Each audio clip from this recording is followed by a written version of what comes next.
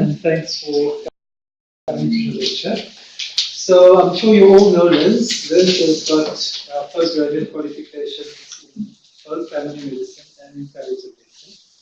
So a whole list of accreditations which I need to read to you. She's also CEO of the Hospice Palliative Care Association of South Africa, Chair of the Worldwide Hospice Palliative Care Alliance, a member of the South African National Steering Committee for Palliative Care, and the Director of the following organizations: the African Palliative Care Association, e-Hospice, and the Phase Society of South Africa. She, as you know, she's a senior lecturer at UCT, where she heads the palliative care team in the Division of Family Medicine.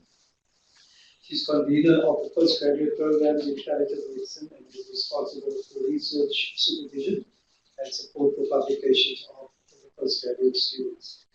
She's going to talk to us today on research which she has done for a PhD thesis. How is palliative care part of the right to health in South African evidence? Liz, thanks.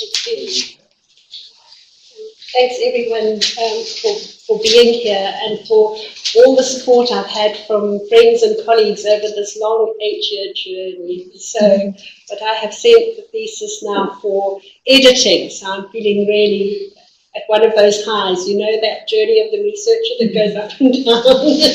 I'm on one of the highs. So, and my supervisors are Leslie and Marion, and Leslie hasn't given up on me, but he couldn't be here because he's in Dublin. So I'm going to talk about how is palliative care part of the right to health. And the study uses General Comment 14 of the Committee on Economic, Social and Cultural Rights as a framework, and those 4 elements that they talk about are availability, accessibility, acceptability and quality.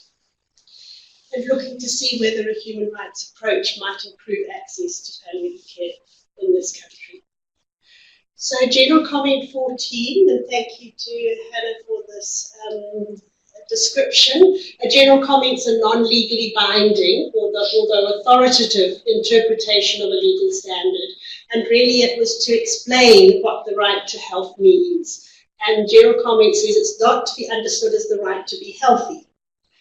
But every human being is entitled to the enjoyment of the highest attainable standard of health conducive to living a life in dignity. And I'm going to emphasize that we're starting here using the word dignity, which is one of the first statements that's made in the Universal Declaration of Human Rights as well. But the right to be the right to health also takes into account the individual's biological and socioeconomic preconditions, and that's a really important thing to consider also with palliative care, where we are dealing with people with really compromised biological situation and often with very compromised socioeconomic conditions, especially in South Africa.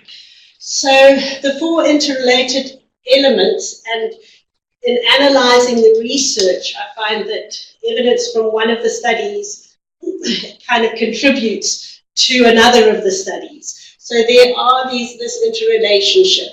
And within accessibility, there are also 4 elements: the non-discrimination, the physical accessibility, economic accessibility, and informational accessibility. And I'm sure you will understand that I couldn't examine all of those elements, so I've just examined, and you'll see as I describe those studies. But General Comment 14 also describes the state's obligations to protect, respect, and fulfill the rights, but they recognize that there are resource constraints, and they allow for progressive realization of the rights. However, there are obligations of immediate effect and a requirement to put forward the plan to the full realization of the right to health.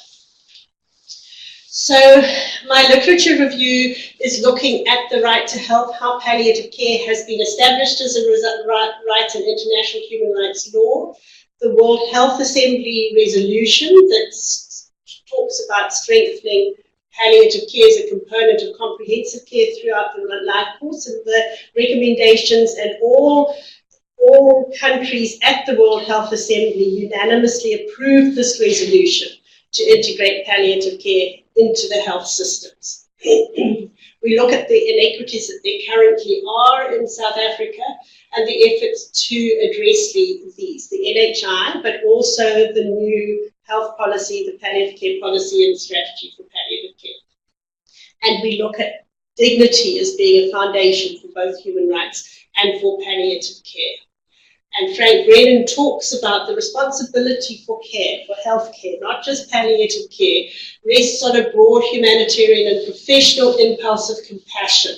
And that compassion is a recognition of and a response to the inherent dignity of the individual patient. So the rationale for the study is that palliative care is an appropriate and compassionate response to the needs of people with life-threatening illness, and that we have this established in international law. And then both the Special Rapporteur on Health, when that was Paul Hunt, and the Special Rapporteur on Torture, Cruel, Inhuman and Degrading Treatment recognise palliative care as an essential element of the right to health and have brought palliative care very strongly into the human rights discourse. And then the international community themselves have used this human rights imperative in part of the writing.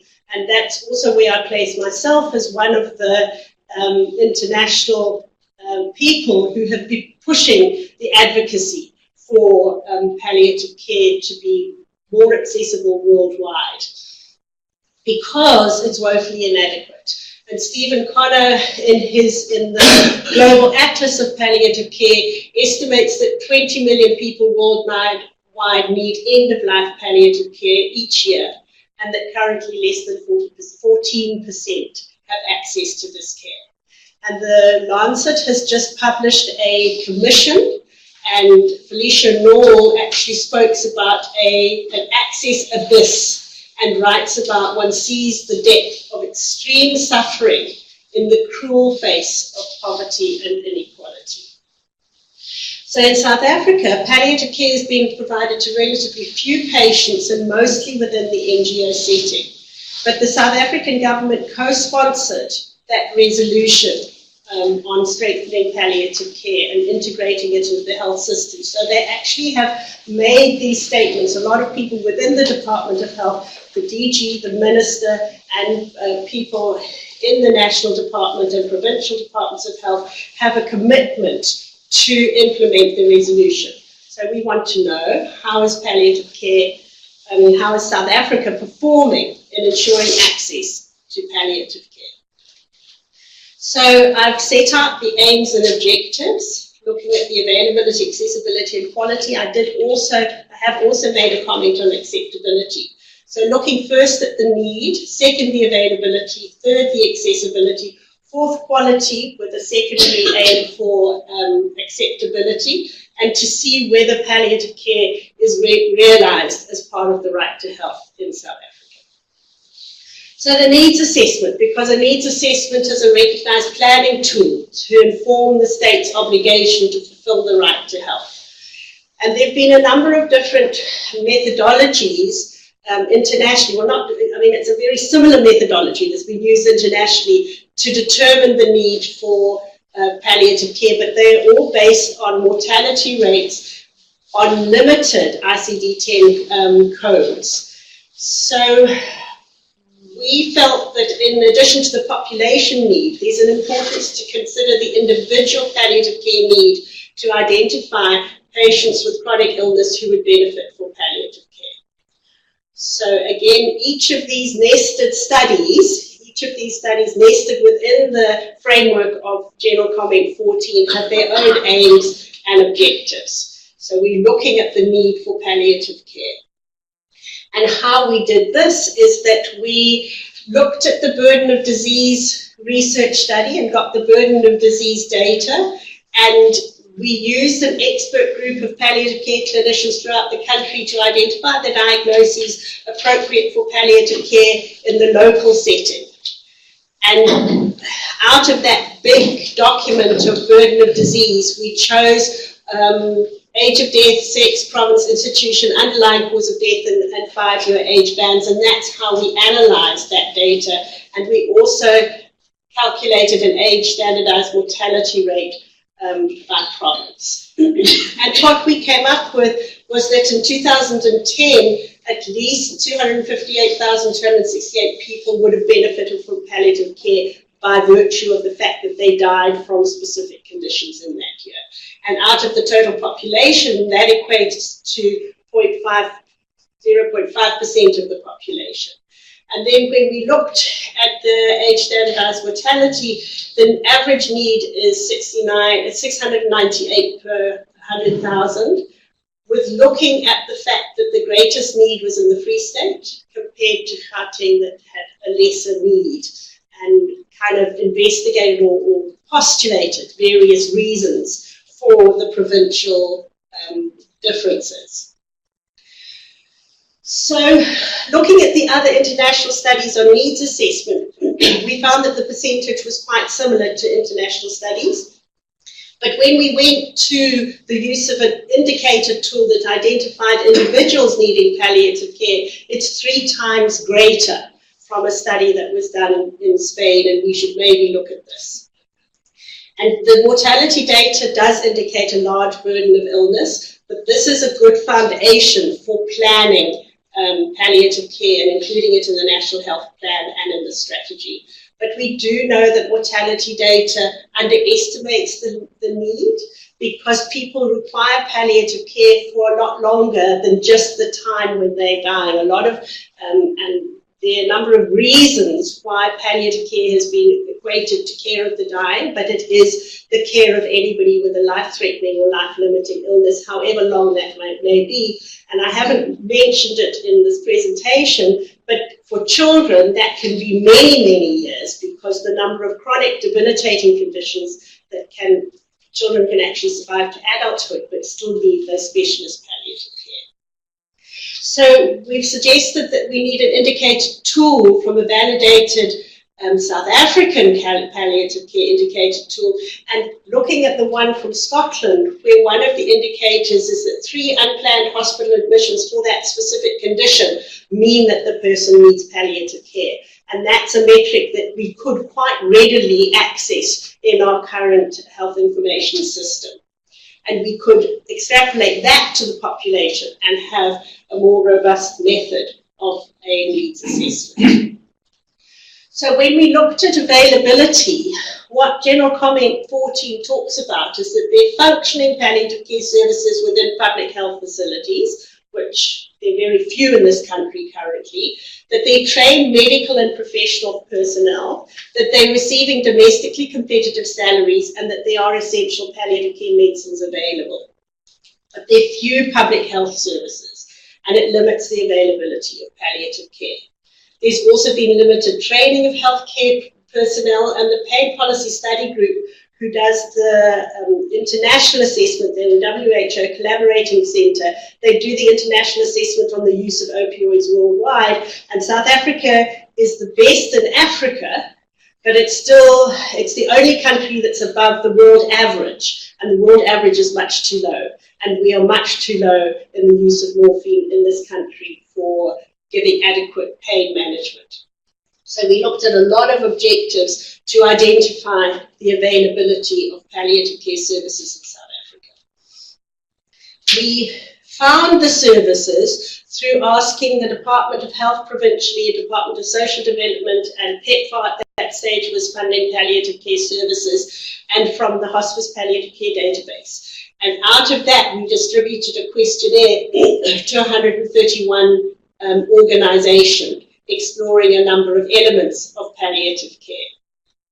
And then, apart from looking at the actual different elements, the staff who were there, the training that they received, we also looked at availability of training of morphine, and looking at the odds ratios, whether there was a doctor, whether the doctor was trained, whether there was a nurse, and those aspects.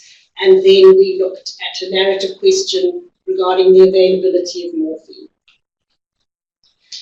And we had a 79% response rate, but only 3% of those services were located within the public sector. The rest were non-governmental services. And mostly the palliative care services employed nurses on the clinical staff, and the majority of clinical staff who had formal training were nurses. there was a large reliance on the voluntary sector. So doctors volunteering their services to hospices, doctors, social workers, and spiritual counsellors. And the availability of morphine in the NGOs, we discovered, was dependent on the employment of and the level of palliative care training of the doctors. We weren't really able to give a valid comparison of availability compared to need, but the estimated number of patients who received palliative care during that year was 46,000, as opposed to the 250,000 who required it. So about 17.94% of the need. So a big gap. So a number of the NGOs provide comprehensive palliative care, and we'll talk about the quality of care in the last part of the study. But there is evidence of discrimination by rurality, and especially with regard to access to morphine. So we also did an odds ratio calculation on that, and it was quite alarming. But in about 14% of NGO services, they're not actually giving the whole menu of what you need for palliative care as defined by the WHO and by the African Palliative Care Association. There is lack of palliative care training, and the number of volunteers really brings into question that requirement for trained personnel who are receiving domestically competitive salaries. So the current services don't meet the need for palliative care. And in addition, by relying on the NGO sector to provide palliative care without state funding, the state fails to meet that obligation of providing access to palliative care for the patients needing that care. So there's a brief map on the availability of palliative care. This is a map from the Hospice Palliative Care Association in 2010, giving the numbers of hospices. I've got a pointer. And the clustering around the metro regions, and the fact that there's one hospice in this whole health district in Northern Cape. And there are 2 hospices in Limpopo. So there are huge gaps in availability of palliative care. I just put the map here to compare that the dark green are those health districts from which we got responses to the survey. And it is pretty much where the services are.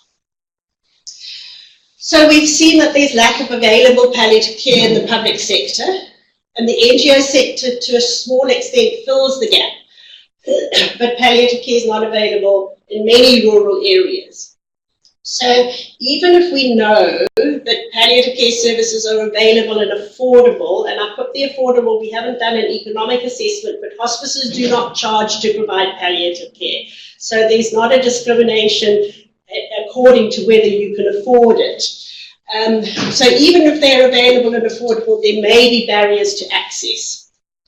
So we looked at the 2 different pathways that people can access palliative care. The one being that the primary doctor, whether it's the oncologist or the HIV clinician or the cardiologist, is actually providing palliative care adequately themselves, or whether people are referred for palliative care.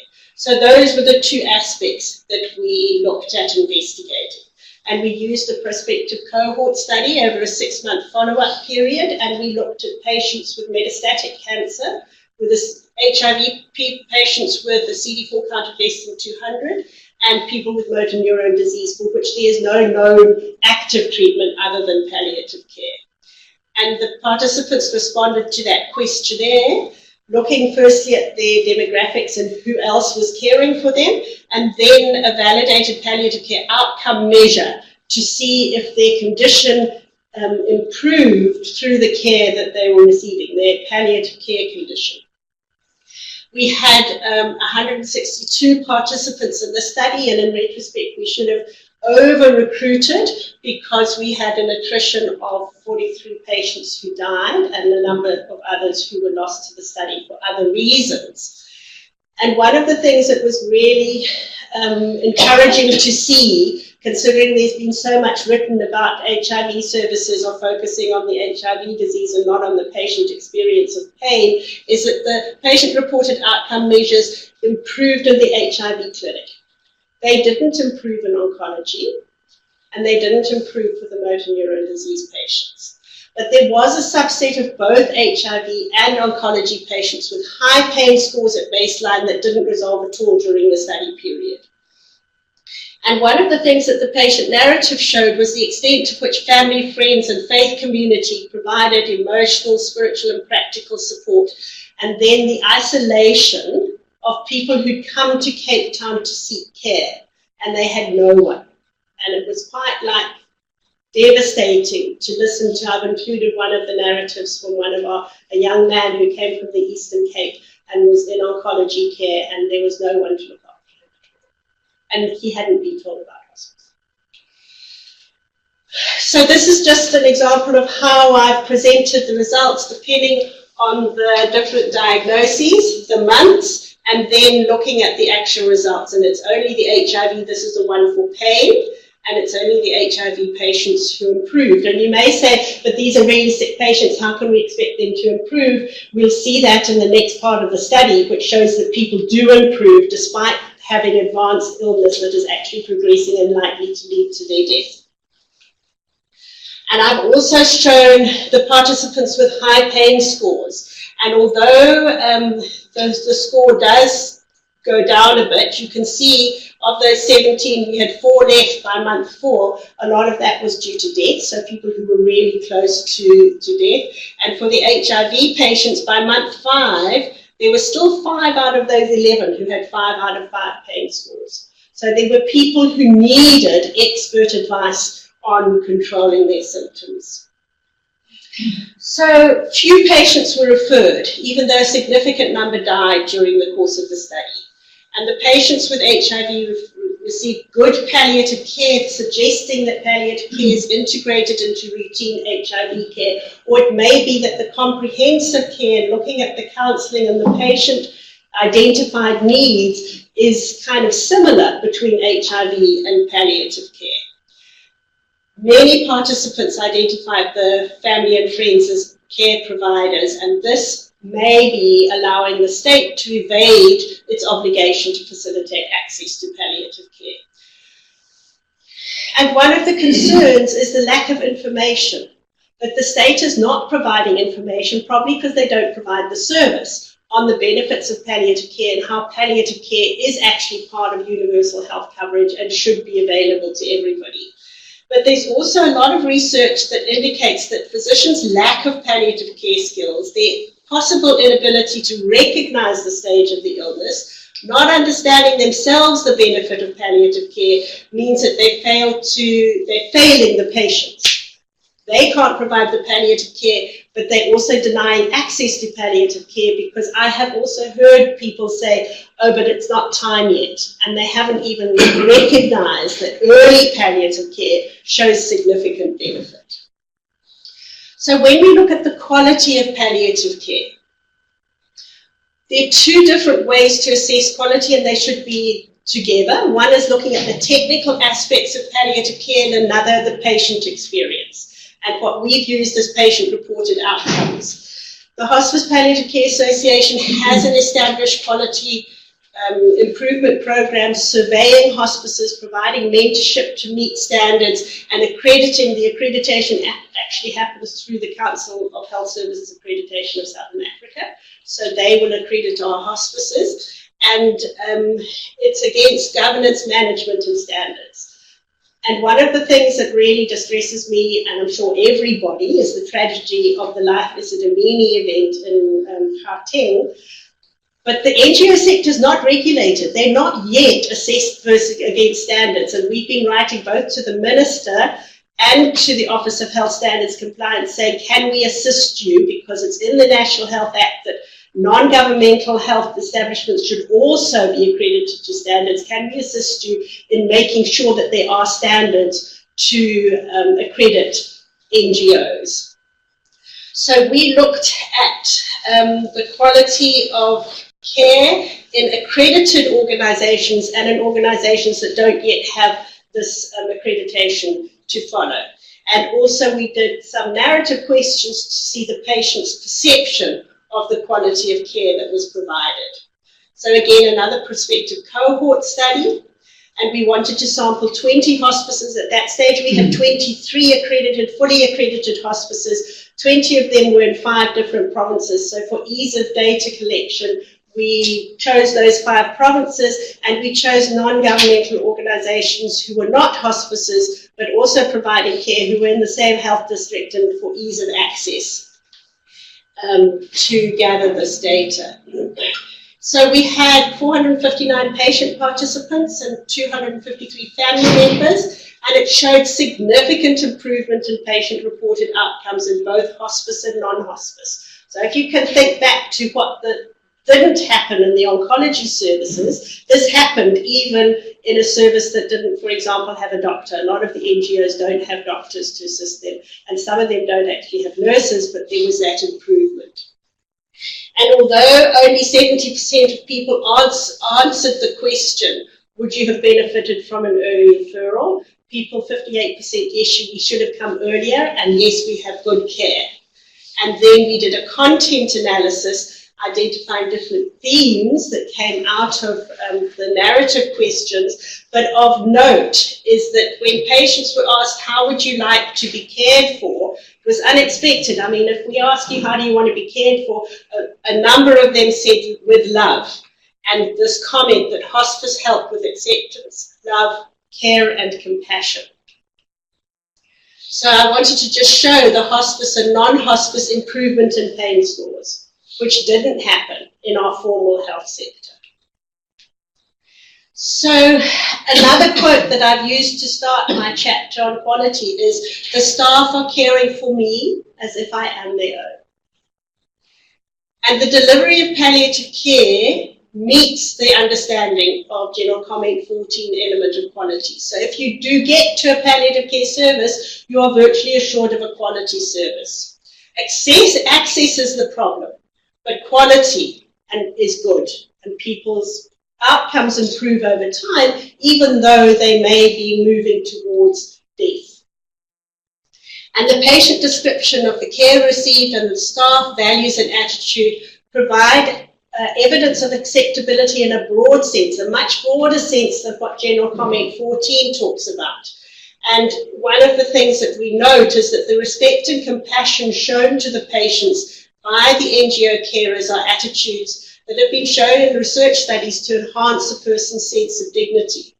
And we looked at this comment that love's not usually a term associated with healthcare, but it's clearly important to the patients in this group of participants. And should this be the ultimate goal for all healthcare, for person-centered care, that we do care for the other as if they were our own and with love and compassion? So the participants' comments resonated with respect and dignity, and it really came down to people saying, but don't treat me like I'm an invalid, don't treat me like I'm sick, I'm still a person, even though I've got an illness. And one of the things that we've noted is that if a person enters the healthcare system, they seem to lose their identity as a person and become a label or an illness. And it's difficult to re-establish one's personhood, both in your own self-view, one's own self-view, and in the eyes and the attitudes of healthcare workers.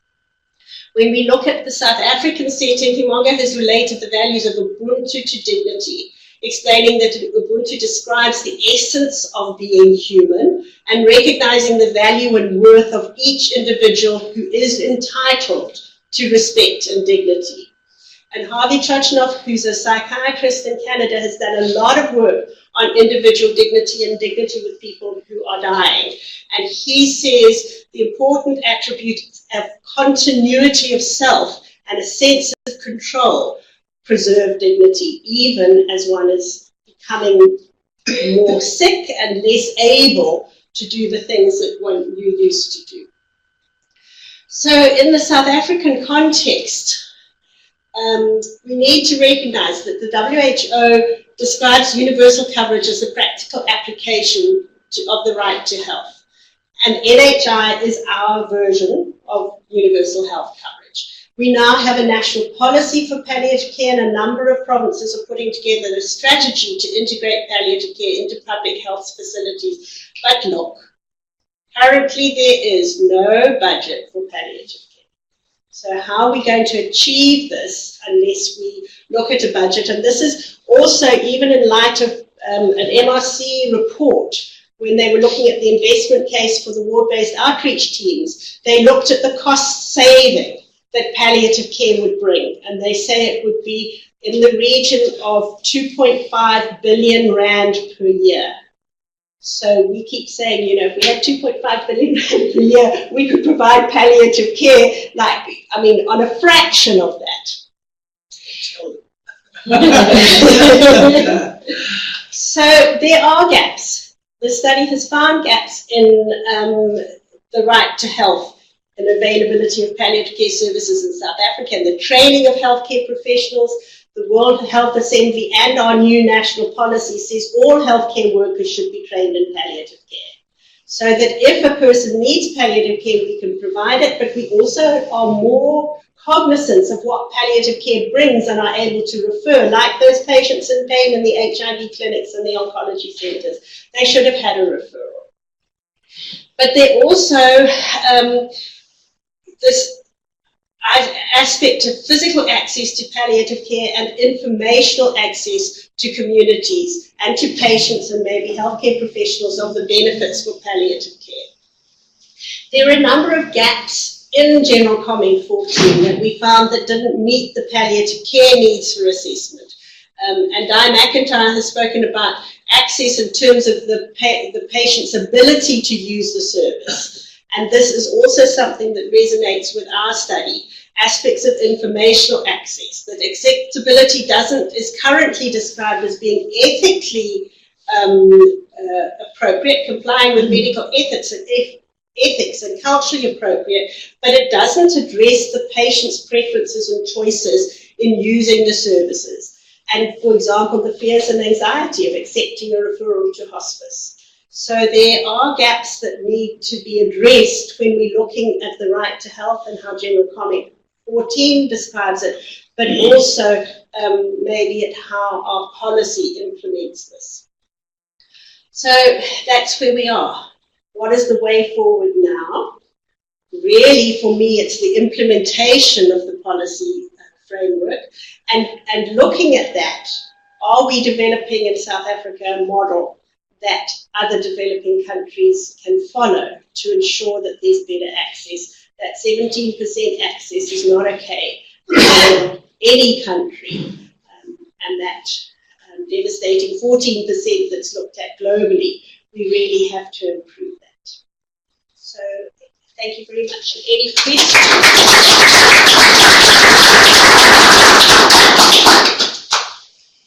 Any questions, any comments? And Liz, thanks for a wonderful presentation with breadth and depth. In terms of how you would like to see palliative care budgeted, is it something that you think has a verticalized budget, is it a verticalized program, or is it something that needs to infiltrate into multiple aspects of a particular primary care and district health system? And if it's the latter, how do you budget it? How do you see that being coordinated? So I think the first thing about budgeting, and actually it's the second objective in our national policy, is training of healthcare professionals. Because if we all trained in palliative care, wherever we are, we can start that maybe early palliative care. We can manage pain better. We can remember to ask about other problems other than the actual things we expect with a specific diagnosis. So I think that in the current context, and our family physicians here at UCT are well trained in palliative care. And so we need to get it integrated into registrar training as well, so that all family physicians have that competence, and our nurses have that competence, so that in the district health system there's that network and that kind of safety net for patients. But then there does need to be an integration and possibly a specialist aspect. And I look at what Renee's doing in Grootersdorp. So there are 2 palliative care nurses for the whole hospital. One other question. So that's a budget of staff. And then Renee's got an honorary position there. Her salary comes from us here at UCT, and she's in an honorary post in medicine in Grootersdorp. But they go to all the wards, so I definitely don't think there should be a verticalized system. I don't think we should have palliative care beds apart from, and there are within the policy, it says some hospice beds, and St. Luke's Hospice has 10 beds and 800 patients, so mostly it's provided in the home. And so there may need to be a couple of beds in a district hospital for that, but better that the beds are under the internal medicine or the surgery or whatever, and the palliative care is a consult service that covers the hospital, for example. That would be my vision. And I think that's the way that we try to approach it in South Africa as an affordable way. So a big budget for training, a budget for some posts in hospitals, and then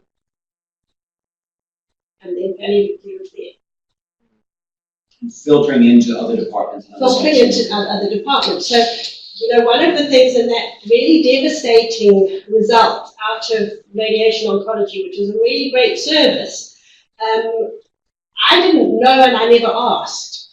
The oncology registrars are not taught palliative care. So it's now part of Renee's research and her own PhD that she started, and we've started an online training program for the registrars in radiation oncology, and we're researching the impact on that. And, we're finding that that's going to be a key thing for our cancer patients. And if nobody in this country who's trained in palliative, in oncology knows how to manage pain, that is awful. That is truly grateful.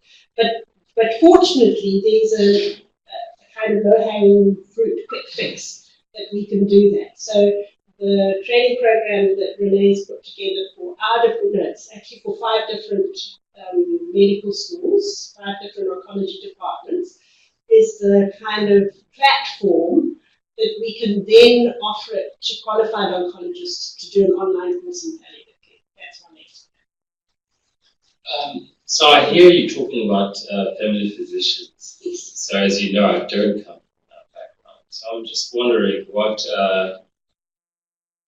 opportunities are there for other health professionals, particularly health and rehab. So, for example, occupational therapy. And what role do they play in palliative care? Because I've been listening, I don't hear that coming up through, particularly that in my profession, we are concerned with what people do, and we are very worried when people cannot do what they used to do. So palliative care being a huge aspect where people suddenly lose function and the ability to do things. It's so important and it's key. And if you see the definition of palliative care, it's involving all sorts of healthcare workers, not just the professionals, the community health workers, looking at clinical social workers, looking at spiritual counsellors who are not kind of traditionally in the healthcare space. So the UCT postgraduate diploma in palliative medicine is open to all of those people. So we've got Lindy Besser at the moment, a speech therapist who's on our course now. And we're talking to health and rehab about integrating it in their undergraduate program as well. But again, it's currently one university. I mean, Wits University also has a great undergraduate palliative care program, and KZN is integrating it. But there are, and now there's a new program starting from last year at Stellenbosch.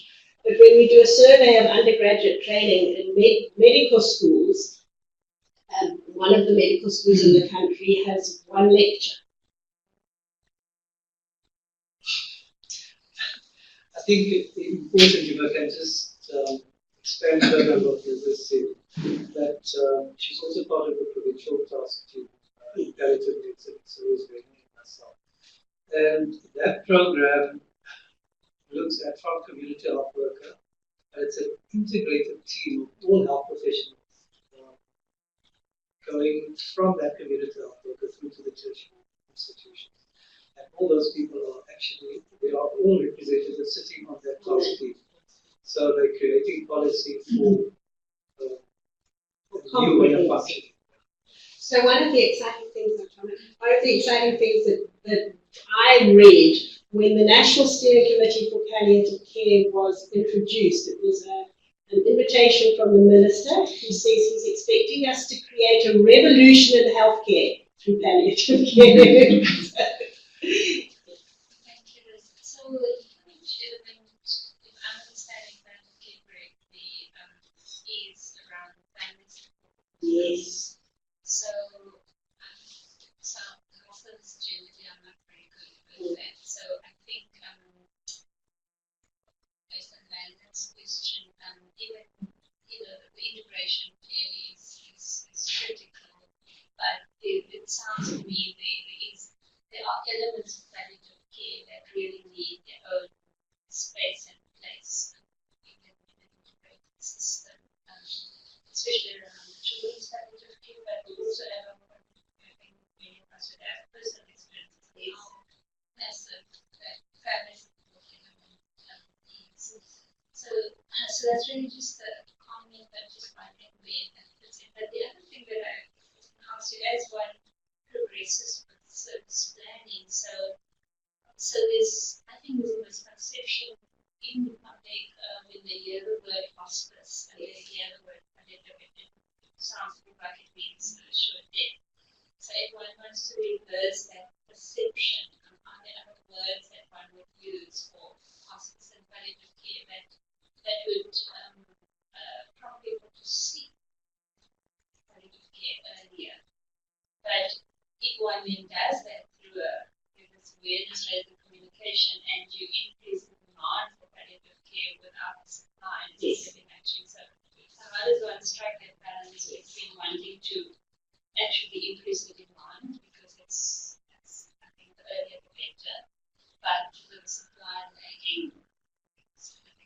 So it doesn't need to be hospice that does the early palliative care. It needs to be the GP, it needs to be the clinician, it needs to be really seeing that person. As far as the name goes, this has been a discussion ever since I've been in palliative care, which is now 25 years. If we change the name, we're still doing that. Hospice especially is still expert at care of the dying. We can't not do that. That's a really important part. So the new name now becomes associated. So my colleague, my compatriot in Canada, the CEO of the Canadian Hospice Palliative Care Association, says they can call it Zippity-Doo Dog Care if they want, but it's still the same thing that we're doing. So we need to allay the fear and to be putting forward things like the study that came out of Massachusetts General Hospital and then on small cell carcinoma and early palliative care alongside the oncology care that showed better quality of life, lower rates of depression, and surprisingly, a slightly increased survival rate. And they didn't expect that, but that was shown. And that study's been repeated again and again and again.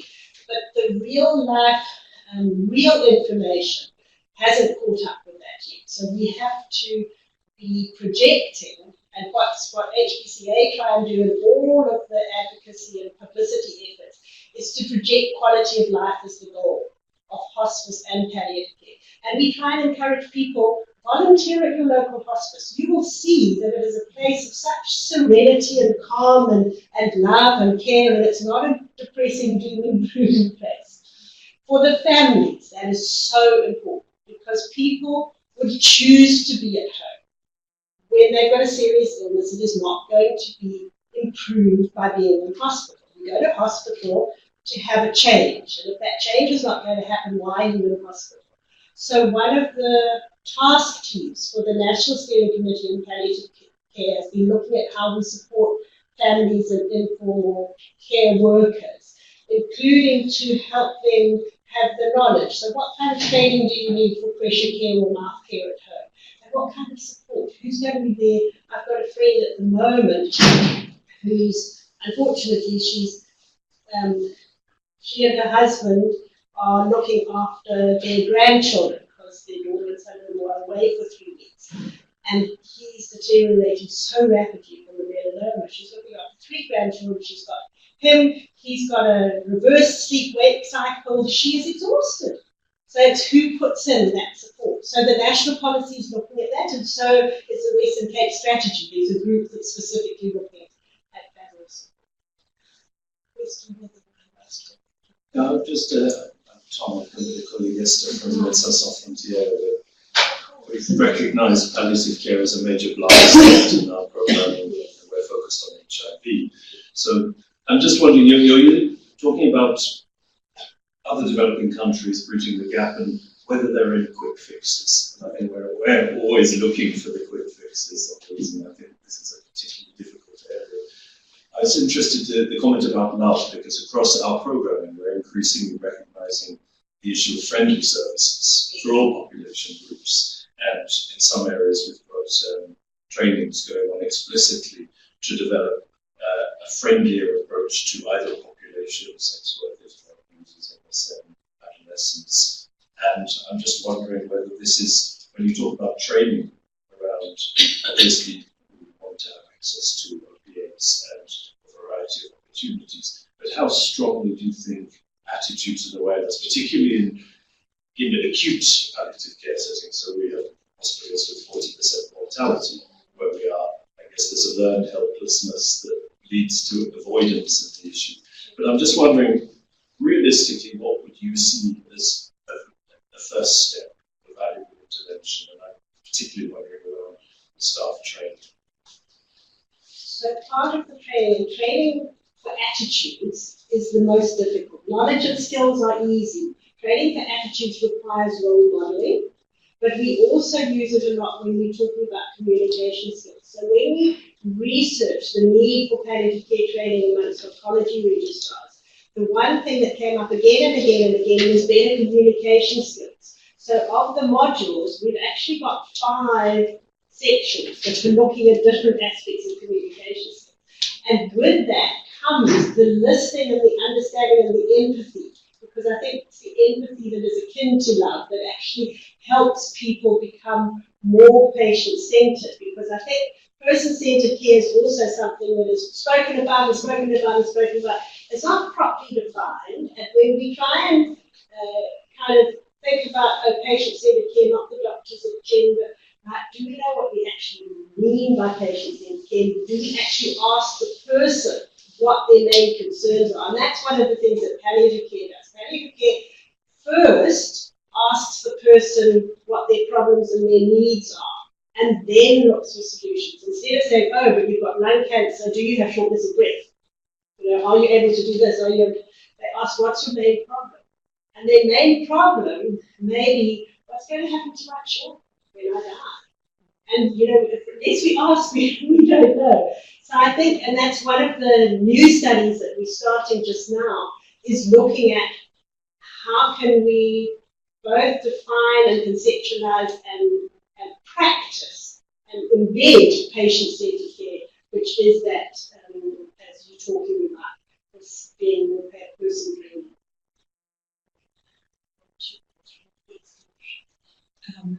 So Liz, I mean, you have been a major stakeholder in South Africa working with the Minister developing this policy.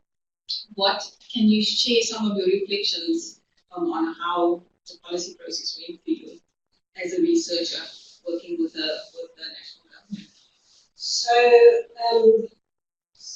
the first thing is that it's taken years and years and years and years and years of advocacy to bring both nationally and internationally this recognition to people. Everybody says hospice is wonderful, but nobody kind of thinks about what to do about it. And then we kind of get a little bit of a breakthrough.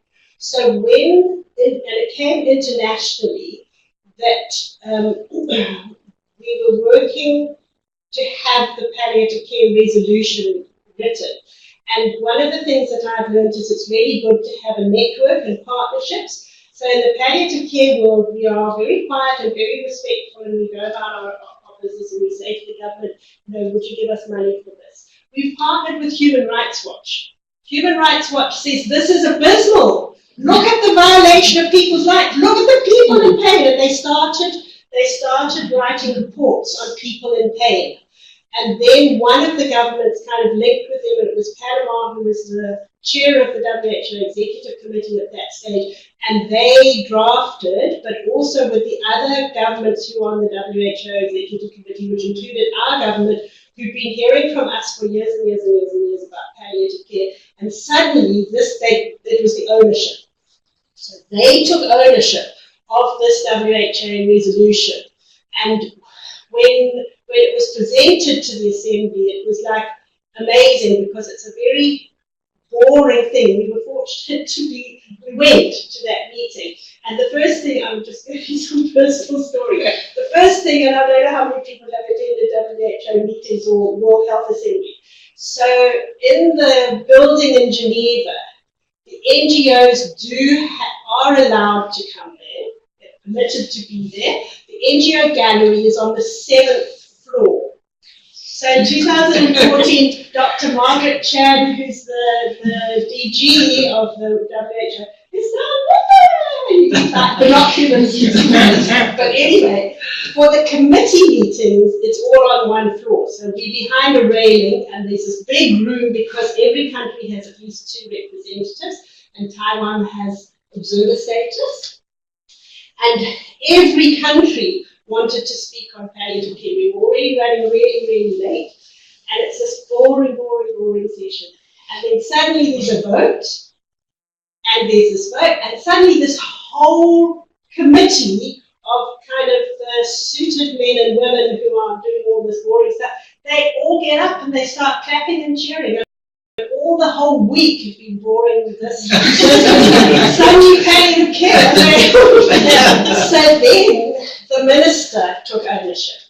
And the minister, and we'd been inviting the minister or the deputy minister to any of our conferences to open those, and he came to that 2014 conference, and he said this is what he wants to happen, and he appointed the steering committee in May 2016, and we just started in November was the first time we met about the national policy. So we appointed it in May 2016. It was approved in April 2017.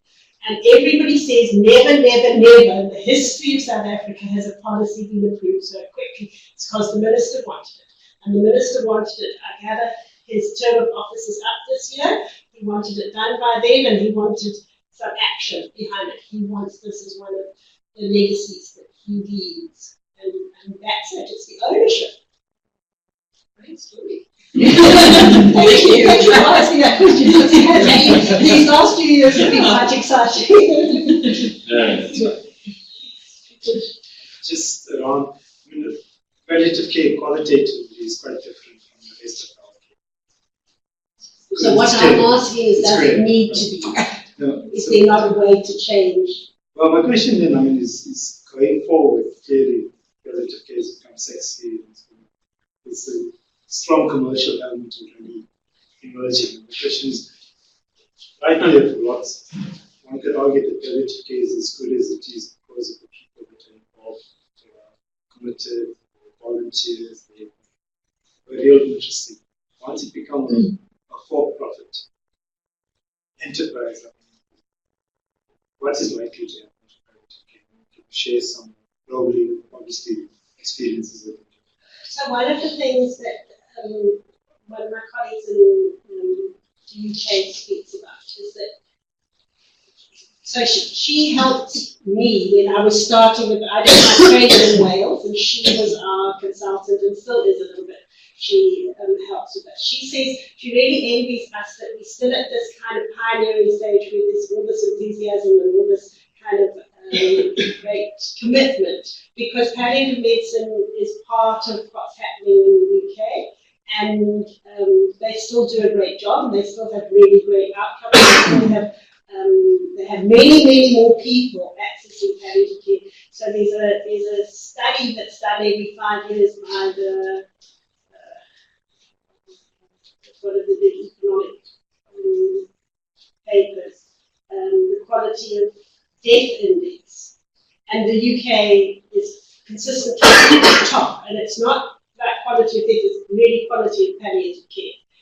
The Economist does this big study, and South Africa is top in Africa at number 34 in the whole list of countries. But she kind of says it's kind of become a routine, but it does mean that more people are knowledgeable about it, more people can provide the care, more people can access the care. And especially, so this is one of the things that I worry about if it all goes into the public health sector and the government decides we don't need the NGOs, because there is that particular effort that the NGOs put into. And I think that, to me, it's not even the inpatient care, which is very minimal in this country. We have few beds, but it's that care in the home and being able to be at home and yet have quality care, and people who know when you need to go to hospital for an acute event or something that needs to be improved. So I just think we need to be vigilant as we do this, and it's one of the things that I'm kind of saying is that so lots of people want to train in palliative care, and I say you can't just train. And I was saying to our colleague here, you can't just train for knowledge and skills. You have to have practiced palliative care. You have to have an attachment to a hospice or someone who's doing palliative care to be able to understand it. It's not just another set of knowledge and skills. It is also. Just a few quick comments. One is just to also say to MSF that there's this structure called the community health forums, or community health clinic groups that they have in the communities that Leslie is working with. And one of the things that they have is the empathy, and they have the interest in the community, but they lack I would say the practical knowledge maybe, and the know-how as to how to support. But many of them are really doing that and maybe the coordination. They would really benefit from support as to know that. The other thing that I'm interested in is the comparison you have between the hospice and the non-hospice, where you said that the pain relief and the care was very similar. I'm not sure if you want to say maybe a bit more about that, because I find it interesting. And then also that relates to the budget then. Is that, and when you then do your budget preparation, the non-hospice care, if the service provision is equal or if there's equal outcome, shouldn't necessarily be performance services that these budgets are being, can we actually focus on community stuff. I think where we also then bring in culture and to those sort of morals that are specific to certain communities or values specific to certain communities. Lastly, I'm also interested in this the cost comparison that you said that hasn't been done. Where as a psychologist in mental health, it is a big part of our advocacy to try and. It has been done. I just didn't do it in my state. Oh, so it has been done. Okay, so because that could also be an interesting advocacy sort of tool, if one can show that there is a cost benefit in actually advocating. So number one, our hospices are in communities, and they employ people from the communities, and they train people from the communities. Hospice HPCA was the first group that did the home-based care training with a tender from the national government in the 1990s. So we started home-based care training, which had, of the 3 months training, 11 days was palliative care. So we specifically, and in this research, we look at the culturally appropriate care and how the culturally appropriate care is done. So, and it is important. And the care workers, there is training for care workers, and also if we use what the task team for families is doing, that would be really appropriate also for community workers, and it's or for community forums, because it's not just the patients who need to know about this. Communities need to know and accept it to know that this will be good care. And yes, we did think that we might find a big difference between hospice and non-hospice, and so we're really thrilled that so many NGOs are providing good care. But if we're not training and not accrediting, then we may have another life visibility problem coming up. We actually have to regulate the industry. And part of that, with both the policy and the World Health Assembly resolution, says that all healthcare workers must be trained in that. So that if you're a non-professional volunteer worker doing home care, you also need to know about palliative care, because otherwise, how do you know that, oh, this patient got 10 Panado from the clinic, but they're still in pain? Oh dear, what must we do? Get more Panado? Must we ask a nurse to come and see them? Must we ask a doctor to come and see them? But one of the things that when we were talking about other healthcare professionals in South Africa, it's the nurses who are at the forefront of palliative care. And in our hospices, the nurse is the coordinator of that interdisciplinary team. So when you've got a speech therapist or an OT or a doctor or an oncologist, the nurse helps to direct and coordinate that care. And to me, that's one of the great benefits of palliative care, that you have a supporter, that you're not trying to navigate the system on your own when you're sick and tired and in distress, but you've got somebody who can be your partner. So thank you for Okay, your thank you very much, questions. Liz.